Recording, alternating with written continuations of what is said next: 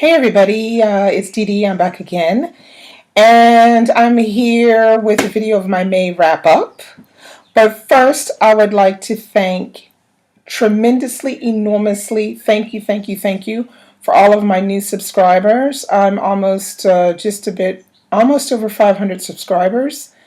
I'm really surprised that so many people are interested in anything I have to say about books because there's so many good booktubers on at the moment, and we're all reading.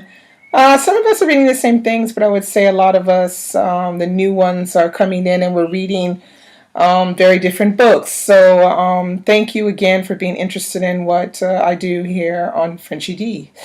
So now I have for you my May wrap up. I'll admit it was a little slack this month, but sometimes we have slack months.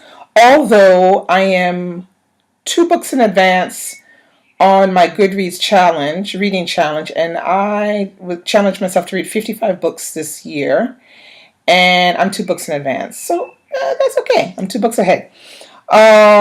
So let's start with my first book that I read this month. The month of May was Le Petit Prince. Okay, now I did a review on this. I will have all this information linked below. So I did a review on it on YouTube, and also did a written review on my WordPress blog, which I will also link below.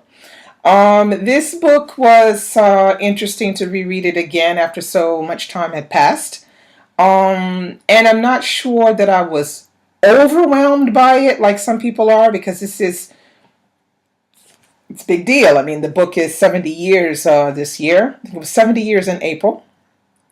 But yeah, I enjoyed it to a certain extent, but I don't really enjoy reading books with a moral and all that. I just don't like it.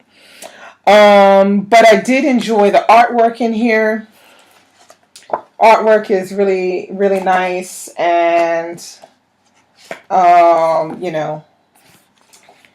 and it is one of those stories that people had read to them when they were children, which a lot of my subscribers wrote to me below that they remember having had that story read to them when they were children, and how much they loved it and how much they cried in certain parts of it.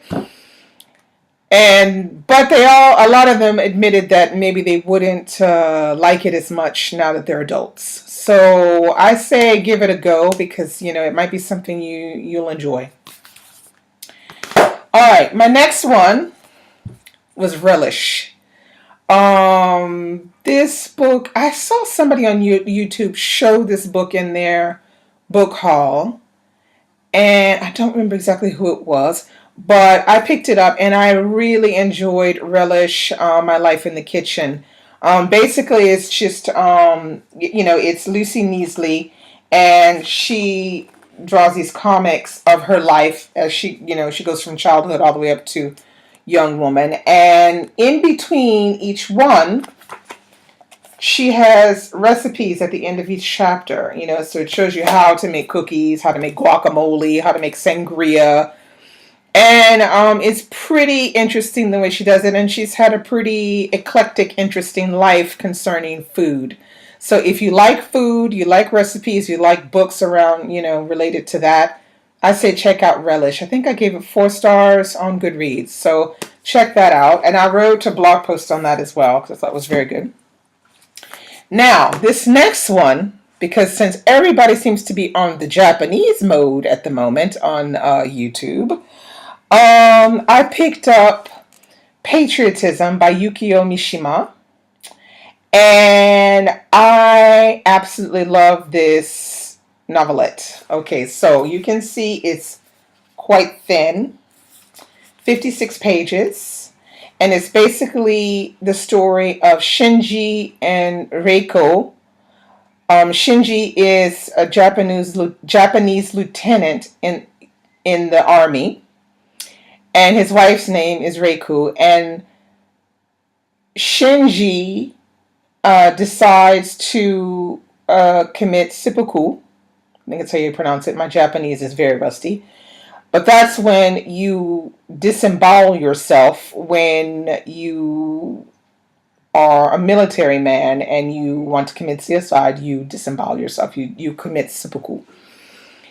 So there is an incident which we don't see anything and we don't know any details about it, but basically his friends, some of his friends from the army, have been identified as being part of a mutiny.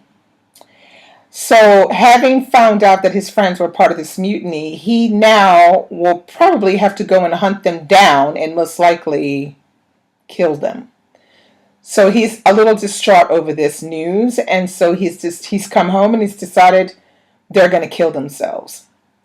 So basically, these 56 pages follow this couple from when Shinji comes home and says that he's going to commit suicide, from that period all the way to the point where they do kill themselves. And it is fascinating. The detail in the story and the power of the story and the perfection of the story. I mean, amazing. Definitely you should pick this one up if you haven't read any of Mishima. Pick this one up. It's really, really good. You'll be very surprised by what you read in this. You'll suddenly realize, you'll say, oh my God, they're committing suicide. Why is it so perfect? I don't know. It's a little disturbing, but it's so well written, and it's like perfection. I don't know any other way to describe it. So I gave this one, I think, 4.5 stars. It's really, really good. So try and pick that one up if you like Japanese, literature and stuff. All right, my next one is The Summer Without Men, Sirius Fete. Okay, here she is, Sirius Fete, Paul Auster's wife. The first book I read by her was called What I Loved, and I thought it was fantastic. This was not fantastic.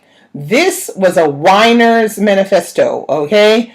So if you want to hear about a woman whining and moaning because her husband wants to take a pause so that he can have sex with his colleague who's half his age, and how the wife, instead of actually being a real fighter, kind of sort of breaks down for like about 100 and something pages. If you like that kind of thing, I say, okay, this is good for you. But if you're like me and you want to see people coming out of the box fighting, no. So don't pick this one up. But it's kind of boring. A lot of boring, slow stuff, and a lot of whining. Oh, woe is me. I don't know. Not my cup of tea. Next book.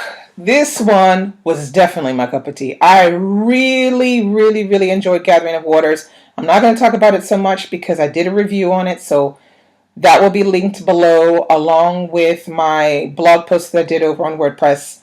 Fantastic book. Kudos to Bernice L. McFadden. You did a really good job.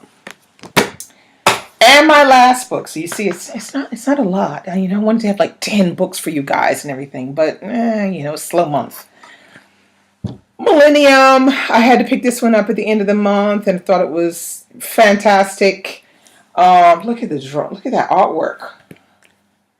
It's fantastic. Let you look at the inside. Look.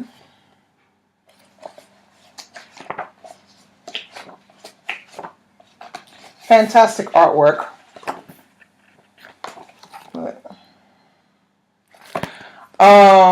This is the French version, Dupuis, and Vanilla Heart has it's from Vertigo, is the edition she has, which is an American comic that has been sold the rights to do Millennium in comic book form as well.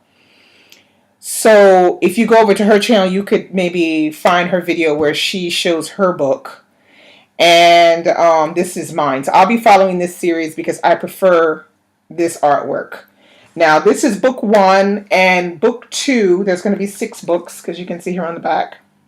And apparently book 2 is coming out, I think it's in August. So the first 2 books are covering the first book of Millennium, which is The Girl with the Dragon Tattoo.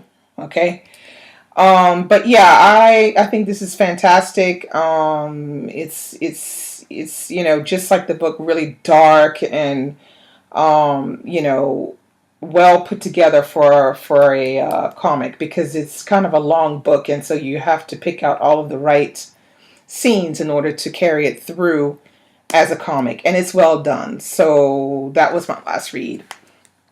So that's all I have for you today. I will definitely be coming back with my summer reads, because I'm going to pick out about maybe 10 books. I'm going to try to read from those 10 this summer. One of them you already know what it is, because I already told you. If you've been watching my videos, you know which one I said I will, that I like, and I know a lot of people don't like it, but I like it, and I'm going to be reading it this summer. So I'll be back with that and maybe something else. Okay, so I will talk to you guys soon. Hope you're having a sunny day and a great reading week. Bye.